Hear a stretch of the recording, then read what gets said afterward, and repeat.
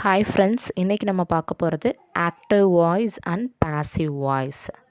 சிம்பிளாக புரிஞ்சுக்கிற மாதிரி நான் சொல்கிறேன். ஸோ இங்கே 2 சென்டென்ஸ் கொடுத்துருக்காங்க. அதை ஃபஸ்ட்டு ரீட் பண்ணி பார்ப்போம். The teacher punished the boy. The boy was punished by the teacher. இப்போது ரெண்டாவது கொடுத்த சென்டென்ஸோட மீனிங்கு ஃபஸ்ட்டு சென்டென்ஸோட மீனிங்லேருந்து டிஃபர் ஆகுதா ஆகலையா? எந்த ஒரு டிஃப்ரென்ஸுமே இல்லை, ரெண்டுத்துக்குமே ஒரே அர்த்தம்தான். அந்த டீச்சர் பையனை பனிஷ் பண்ணாங்கன்னு சொல்கிறது நேரடியாக சொல்கிறோம். இதே அந்த பையன் டீச்சரால் பனிஷ் பண்ணப்பட்டான் அப்படின்னு சொல்லும்போது அந்த வெர்பு, அந்த வினைச்சொல்ல சில மாற்றங்களை நம்ம செய்கிறோம். ஸோ அதை தான் active voice and passive voice அப்படின்னு அவங்க சொல்கிறாங்க. ஃபர்ஸ்ட் சென்டென்ஸில் பாருங்கள், டீச்சர் தான் டூயர் ஆஃப் த ஆக்ஷன். ஆக்ஷனுங்கிறது இங்கே பனிஷ் பண்ணுறது. அவங்க செய்கிற செயலை செஞ்சது யார்? டீச்சர். ஸோ யார் அந்த செயலை செய்கிறாங்களோ அவங்களே அந்த சென்டென்ஸோட சப்ஜெக்டாக இருக்காங்கன்னா அது ஆக்டிவ் வாய்ஸ். ஸோ யார் அந்த செயலை செய்கிறாங்களோ அவங்க சப்ஜெக்ட், அந்த ஆக்ஷன், அந்த செயலை ரிசீவ் ஆகக்கூடிய பர்சன், அதாவது ஆப்ஜெக்ட் ஆஃப் த சென்டென்ஸ் லாஸ்ட்டாக வந்திருக்கும். இந்த ஃபார்மேஷனில் இருக்கக்கூடிய சென்டென்ஸை தான் ஆக்டிவ் வாய்ஸ் அப்படின்னு நம்ம சொல்கிறோம். ஆக்டிவ் வாய்ஸில் அந்த சென்டென்ஸ் அமைஞ்சிருக்கு அப்படின்னு சொல்கிறோம். இது அந்த ஆக்ஷனை பெறக்கூடிய ரிசீவர், அதாவது ஆப்ஜெக்ட் ஆஃப் த சென்டென்ஸ் ஃபஸ்ட்டாக செய்யக்கூடியவங்க கடைசியாக வினைச்சொல்லில் சில மாற்றங்களை பண்ணியிருந்தாங்க அப்படின்னா அதை பாசிவ் வாய்ஸ் அப்படின்னு நம்ம சொல்கிறோம். ஏன்னா இங்கே ரிசீவர் இங்கே ஃபஸ்ட்டு வந்துடுறாங்க. ஸோ அதனால் செய்யப்பட்டது, சொல்லப்பட்டது அப்படின்னு நம்ம தமிழில் சொல்கிறோம் இல்லையா, அதை கொஞ்சம் சேஞ்சஸ் பண்ணியிருப்போம் இங்கிலீஷில். அதனால் அதை பாசிவ் வாய்ஸ் அப்படின்னு நம்ம சொல்கிறோம். ஸோ ஒரு சென்டென்ஸ் ஆக்டிவ் வாய்ஸில் இருக்கா இல்லை பாசிவ் வாய்ஸில் இருக்கான்னு நம்ம கண்டுபிடிக்கணும்னா அதோட சப்ஜெக்டை மட்டும்தான் பார்க்கணும்.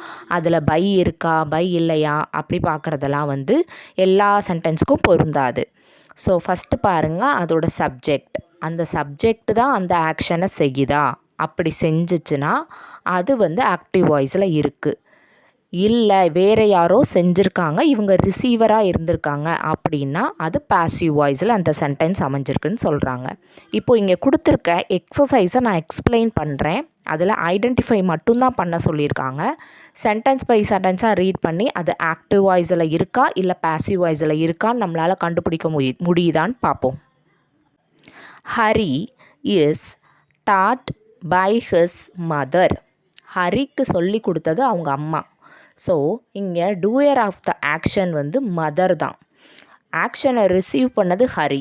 ஸோ இதனால் இது passive voice.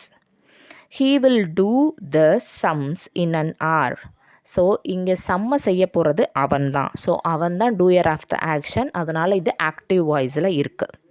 The gate was opened by the chowkidar. இதில் கேட்டை ஓப்பன் பண்ணது சவுக்கிதார். சவுக்கிதார்னால் அந்த காவலாளி அப்படின்னு நம்ம சொல்கிறோம். ஸோ இந்த இடத்துல கேட் தானே ஓப்பன் ஆகாது, தானே க்ளோஸ் ஆகாது. சம் பர்சன் இருப்பாங்க அதை ஓப்பன் பண்ணுறதுக்கு, க்ளோஸ் பண்ணுறதுக்கு. ஸோ இங்கே வேர்போட ஃபார்மேஷன் பாருங்கள், வாஸ் ஓப்பன்ட் அப்படின்னு இருக்குது. யாரால் ஓப்பன் செய்யப்பட்டது? சவுக்கிதாரால். ஸோ இங்கே கேட்டுங்கிறது அந்த ஆக்ஷனை ரிசீவ் பண்ணுற ஒரு ஆப்ஜெக்ட் தான். ஸோ இது பாசிவ் வாய்ஸில் இருக்குது. நெக்ஸ்ட் இங்கே கொடுத்துருக்க ஃபோர்த்து சென்டென்ஸ் பாருங்கள். The thief was caught. இதில் யாரால் பிடிக்கப்பட்டாருங்கிறத சொல்லலை, ஆனால் இந்த திருடன் பிடிபட்டான் அப்படின்னு தான் சொல்லியிருக்காங்க. ஸோ திருடன்கள் யாருமே தானாக மாட்டிக்க மாட்டாங்க, யாரோ ஒருத்தவங்க பிடிச்சிருப்பாங்க. ஸோ வாஸ் காட் இதை வச்சே நம்ம கண்டுபிடிச்சிடலாம். இது ஒரு பாசிவ் வாய்ஸ். இங்கே தீஃபுங்கிறது டூயர் ஆஃப் த ஆக்ஷன் கிடையாது, ரிசீவர் ஆஃப் த ஆக்ஷன். அதனால் இது passive voice. I see a dark cloud. இந்த இடத்துல நான் பார்த்தேன். ஸோ இந்த செயலை நான் செய்கிறேன். அதனால் இது active voice. The cow is loved by the children. இந்த இடத்துல பார்த்தாலே தெரியுது இஸ் லவுட் அப்படின்னு வந்திருக்கு. கவுங்கிறது receiver of the action. So அதனால் இது பாசிவ்.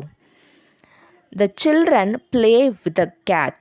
இந்த இடத்துல ஆக்ஷனை செய்யக்கூடியவங்க children. ஸோ அதனால் இது active voice. The bird was killed by a cruel boy. இந்த இடத்துல க்ரூவல் பாய் தான் ஆக்ஷனை செஞ்சுருக்காரு, பேர்ட் கிடையாது. ஸோ இது passive voice. The map was drawn by the teacher. இந்த இடத்துலையும் மேப்பை வரைஞ்சது டீச்சர் தான், ஆக்ஷனை செஞ்சது டீச்சர். ஸோ இது passive voice. The door is shut. இந்த டோர் என்ன பண்ணியிருக்கிறாங்க, மூடப்பட்டு உள்ளது. யாரோ ஒருத்தவங்க தான் மூடியிருக்காங்க. ஸோ இதில் பை வரலையே, அப்போ இது ஆக்டிவ் வாய்ஸு நம்ம எடுத்துக்கக்கூடாது. இது passive voice. I was bowled out. இந்த இடத்துல யாரோ ஒருவரால் நான் போல்ட் அவுட் செய்யப்பட்டேன். ஆனால் அது யாருங்கிறது இங்கே மென்ஷன் பண்ணலை, அதுக்காக இங்கே நான் அந்த ஆக்ஷனை செய்யலை. ஸோ இது passive voice. The gardener waters the garden every day. So இது ஒரு ஆக்டிவ் வாய்ஸ். ஏன்னா கார்டனர் தான் அந்த ஆக்ஷனை செய்கிறாரு, அதனால் இது ஆக்டிவ் வாய்ஸில் இருக்குது. இன்னும் ஒரு சில விஷயங்களை நம்ம தெரிஞ்சுக்க வேண்டியிருக்கு. அது என்னன்னு பார்க்கலாம். ஆக்டிவ் வாய்ஸில் இங்கே 3 சென்டென்ஸ் கொடுத்துருக்காங்க. பாசிவ் வாய்ஸில் அதை சேஞ்ச் பண்ணி கொடுத்துருக்காங்க. எப்படி சேஞ்ச் பண்ணியிருக்காங்கன்றதை பார்ப்போம். Children love tax. இந்த இடத்துல சில்ட்ரன்கிறது ப்ளூரல், டாக்ஸுங்கிறதும் ப்ளூரல். ரெண்டுமே இப்போ சப்ஜெக்டாக இருந்தது ஆப்ஜெக்ட் ஆக போகுது, ஆப்ஜெக்டாக இருந்தது சப்ஜெக்ட் ஆக போகுது. இதை பாசிவில் சேஞ்ச் பண்ணும்போது dogs are loved by children. So ஆருங்கிறத நம்ம யூஸ் பண்ணணும், ஏன்னா லவ் தான் கொடுத்துருக்காங்க. இது வந்து ப்ரெசன்ட் டென்ஸில் இருக்கிறதுனால. செகண்ட் ஒன் பாருங்கள், Rama. Rama opened the door. இது பாஸ்ட் டென்ஸில் இருக்குது, ஓப்பன்டு அப்படின்னு இருக்கு. ஸோ நம்ம இங்கே என்ன யூஸ் பண்ணணும் அப்படின்னா பாஸ்ட் ஃபார்ம் யூஸ் பண்ணணும். The door was opened by Rama. வாஸும் யூஸ் பண்ணணும், ஓப்பன்டும் யூஸ் பண்ணணும். அப்படின்னா தான் அது வந்து பாசிவாக நம்ம சேஞ்ச் பண்ணியிருக்கிறதா அர்த்தம். The jackal followed the tiger. இந்த இடத்துல followed past tenseல இருக்குது. So the tiger was followed by the jackal. So இப்படி தான் ஃபார்மேஷன் வரும். ஃபஸ்ட்டு அந்த பி ஃபார்ம் வெர்பை போடணும், அதோட பாஸ்ட் பார்ட்டிசிபிள் போடணும். ஸோ பாஸ்ட் பார்ட்டிசிபிள்னால் என்னன்னு நம்ம ஒரு டீட்டெயில் வீடியோவே கொடுத்துருக்கோம். You can refer that video. இப்போ கீழே கொடுத்துருக்க ஒரு டேப்லர் காலம் பாருங்கள். ப்ரெசன்ட் டென்ஸில் இருக்கிறத எப்படி பாஸ்ட் டென்ஸில், அதாவது ப்ரெசன்ட் டென்ஸாக இருந்தால் பாசிவில் எப்படி சேஞ்ச் ஆகும், பாஸ்ட் டென்ஸாக இருந்தால் எப்படி பாசிவ் வாய்ஸில் சேஞ்ச் ஆகும் அப்படின்னு சில எக்ஸாம்பிள்ஸ் கொடுத்துருக்காங்க. தே லைக் மீ, ஐ ஆம் லைக்டு பை தெம். இந்த இடத்துல மீங்கிறது சப்ஜெக்டாக இங்கே ஐயா மாறுது. ஸோ ஐ வந்தாலே ஆம் யூஸ் பண்ணணும்னு நம்ம பார்த்துட்டோம். ஸோ லைக்குக்கு பதிலாக லைக்டு யூஸ் பண்ணியிருக்கோம். ஐ ஆம் லைக்டு பை தெம். இது ப்ரெசண்ட்டில் தான் இருக்குது. மேரி ஹெல்ப்ஸ் ராதா. ஹெல்ப்ஸ் அப்படிங்கிறது வந்து ப்ரெசன்ட் ஃபார்ம் ஆஃப் வேர்ப். இங்கே Radha is helped by Mary. இஸ்ஸுங்கிறது ப்ரெசன்ட் டென்ஸை குறிக்குது. அந்த ஹெல்ப்டுங்கிறது நம்ம வந்து எதுக்கு யூஸ் பண்ணுறோன்னா பாஸ்ட் பார்ட்டிசிபிள் தான் யூஸ் பண்ணணும், அதுதான் ரூல். அதனால இஸ் ஹெல்ப்டு யூஸ் பண்ணியிருக்காங்க. Gopi cleans the shoes daily. Cleans இது வந்து ப்ரெசண்ட்டில் இருக்குது. இப்போ கோபிங்கிறது சிங்குலர் சப்ஜெக்ட், ஆனால் இப்போ ஷூஸுங்கிறது ப்ளூரல் ஆகுது. த ஷூஸ் ஆர் யூஸ் பண்ணணும், ஏன்னா சப்ஜெக்டை பொறுத்து இஸ் ஆர் மாறும். The shoes are cleaned by Gopi daily. Anil took the pen. So இங்கே past tense took கொடுத்துட்டாங்க. The pen was taken by Anil. So இந்த இடத்துல was யூஸ் பண்ணியிருக்காங்க. ஏன் is யூஸ் பண்ணலன்னா இது past tense. ஸோ அதனால் was யூஸ் பண்ணி டுக்கோட பாஸ்ட் பார்ட்டிசிபிள் taken. ஸோ அதை யூஸ் பண்ணியிருக்காங்க. The pen was taken by Anil. So last sentence பாருங்கள். The servant stole the earrings. இந்த இடத்துல இயரிங் சப்ஜெக்ட் ஆக போது, இது ப்ளூரல் ஒன். ஸோ அதனால் நம்ம என்ன யூஸ் பண்ணணும், வேர் அப்படிங்கிற பி ஃபார்ம் வேர்பை யூஸ் பண்ணணும். ஸ்டோலோட past participle stolen. So the earrings were stolen by the servant. So I hope you have all understood this video. Thanks for watching.